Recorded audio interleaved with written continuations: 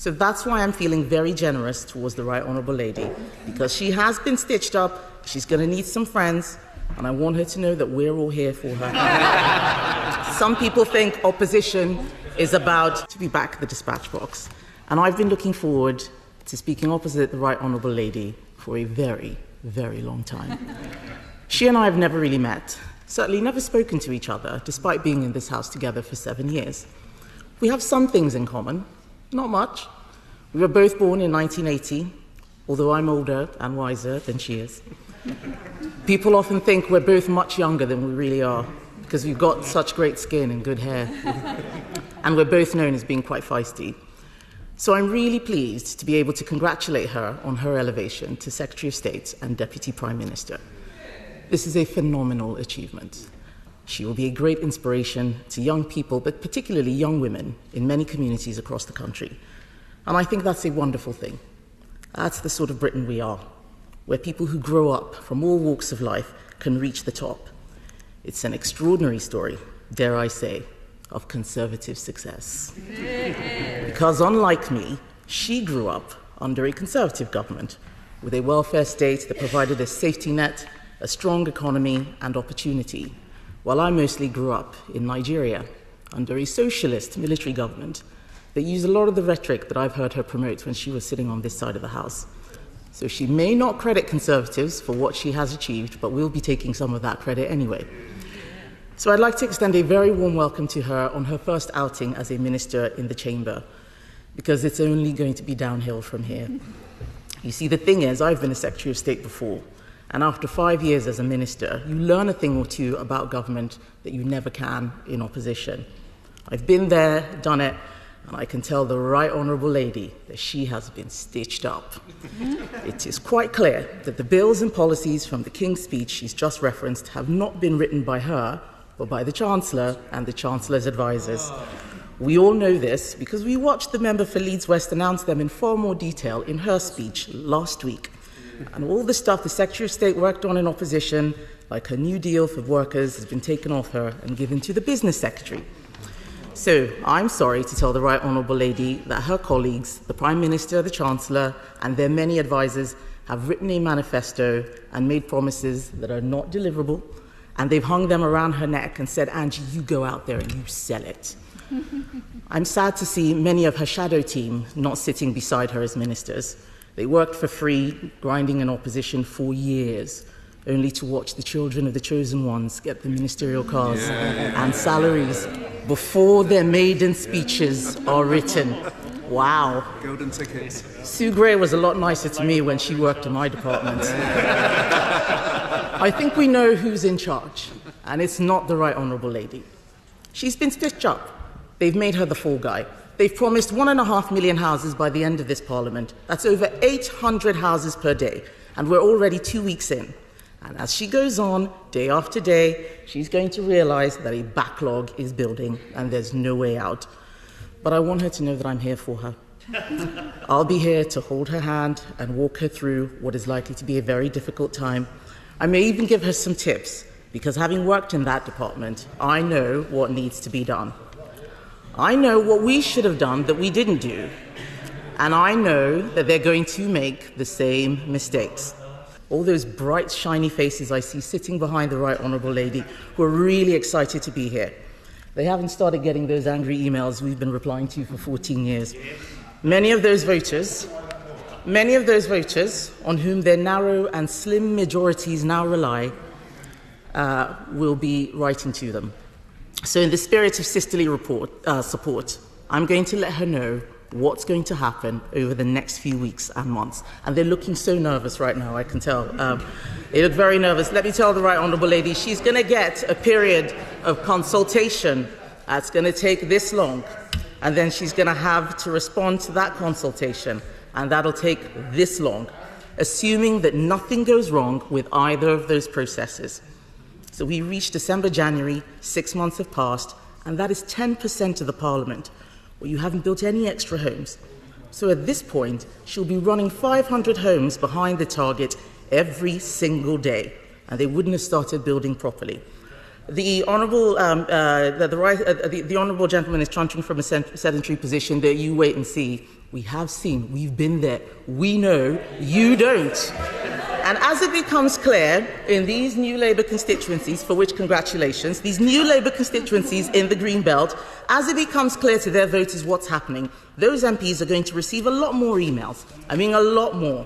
They're going to want a lot of public meetings because they will know that the decisions which she announced are now being taken out of local hands and made by central government. And the only way that they can register their concern is by appealing to their local MPs, who will all be appealing to her. I'm worried about the Right Honourable Lady. Is she going to be able to face down her backbenchers, or will Labour carry on not doing the things that you have to do in order to build homes? Thank you. Let's look at the Labour record. In the year to June 2009, she talks about what happened at the last World War. In the year to June 2009, when everybody here was alive, when they were last in government, they only built 75,000 new homes, the lowest level of house building since the 1920s. And what are they going to do? What are they doing where they currently are in government? In London, Sadiq Khan has failed to hit his own targets, beginning just 21,000 new homes in 2022, despite us giving him pots and pots of money. We were forced to intervene on his house building failures. Why hasn't he built on all those car parks that she was talking about in her speech?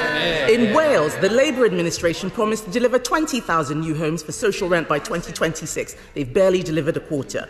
The Right Honourable Lady may pretend building homes is easy, but Labour know it's not easy because they failed in London and they failed in Wales, and they are already making new mistakes.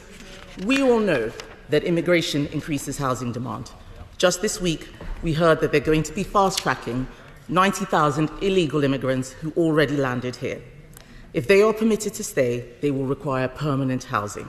We put the Rwanda scheme in place to limit illegal immigration. They've scrapped it.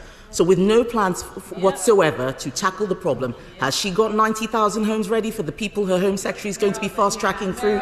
If not, she's already 90,000 homes down on the target the Prime Minister has set for her. Picture the scene. The Commance is buzzing like a beehive poked by Jacob Rees-Mogg's umbrella. Up pops Kem, radiating the serene confidence of Samayan, who's seen this movie before and knows how it ends. She starts with a flourish fit for a royal gala. I've been looking forward to speaking opposite their Right Honourable Lady for a very, very long time. Ooh, the tension, the drama.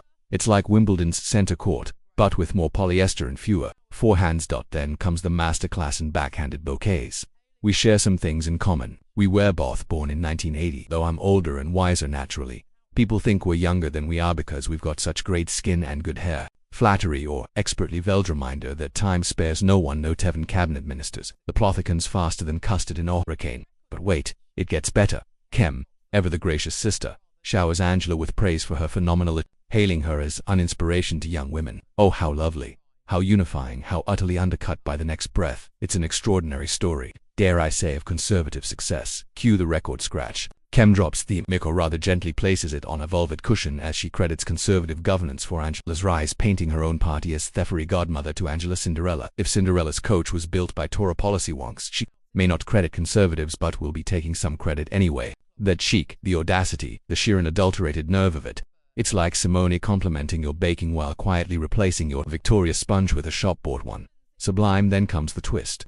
The warm welcome curdles faster than milk left in a ministerio limo. It's only going to Bedouin Hill from here. Oh, Kem, you min KX. With the finesse of a surgeon wielding a candy floss scalpel, she dissects Angela's new role. You've been stitched up, my dear. It's stitched up like a kipper in a Whitehall smoke-filled room. According to Kem, Angela's beloved New Deal for workers snatched away and handed to the business secretary. Her housing target's a fantasy so wild it makes Alice in Wonderland look like a tax report. 1.2 million homes by the end of Parliament. That's 800 houses a day. We're 2 weeks in and Thebaclog's already taller than Big Benefera growth spurt. The imagery, the urgency, the faint sound of Labour backbenchers nervously sweeting into their order papers. And just when you think it can't get more Kem morphs into the parliamentary oracle of doom, predicting Angela's future with the glee of a weather forecaster.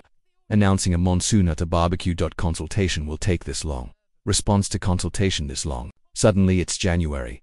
10% of Parliament gone, and what have you built? Nothing. You're 500 homes behind Dilly. She paints a picture of panic Edmis drowning in emails from furious Green Belt constituents while Angela strapped between central diktats and backbench rebellions. Will she face them down? Kem muses, tapping her chin like a detective entering a particularly juicy clue. crumble like a digestive in hot tea. The suspense is killing us. But the pièce de resistance cam is evidence of Labour's house-building prowess.